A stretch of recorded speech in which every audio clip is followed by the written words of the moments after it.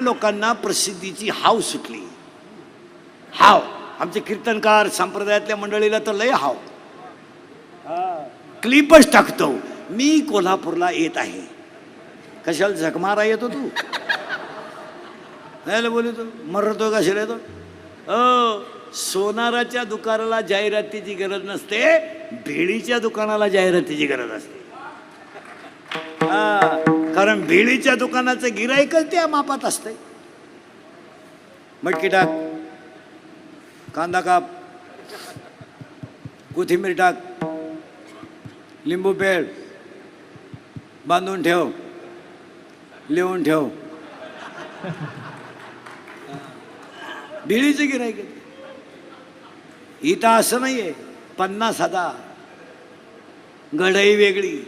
मग वारकरी संप्रदाय हे सोनाराचं दुकान आहे. भांबवलंय आपण. याच्यात सुख मिळेल, त्याच्यात सुख मिळेल, त्याच्यात सुख मिळेल. संत विचारातच सुख आहे. आता आपण सुखाची व्याख्या काय केली?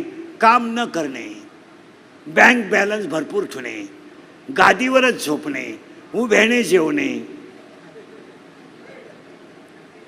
बायको देखणी असताना हायवेवरून रोट्या आणणे आणि दोघांनी 3-3 रोट्या खाणे, ही भिकारपणाची जी लक्षणं आहेत, त्या भिकारपणाला आपल्याकडं हायर एज्युकेशन म्हटलं जातं. भिकारपणाची. बायको स्मार्ट करायची, चपात्या तिला येत नाही, मग तिनं स्कूटीवर जायचं, 6 चपात्या घेऊन यायच्या, मग या 2 मूर्खांनी त्या खायच्या. आणि त्यांनी म्हणून काय म्हणायचं माहिती का? बदलत्या काळा मूर्ख आहे का तू? बदलता काळ. आणि मग यांना शुगर, BP, अटॅक. मग हे कशाची कारण आहेत? कशाची कारण आहे?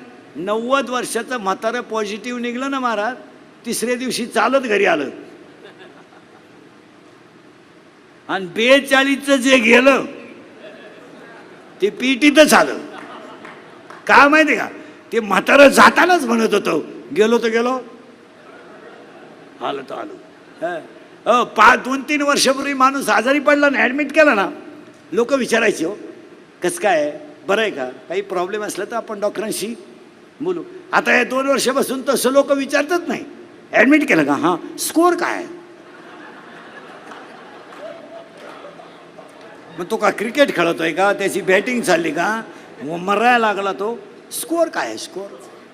स्कोअर काहीच विचारित नाही. पहिला नाही. अवघड आहे, अवघड.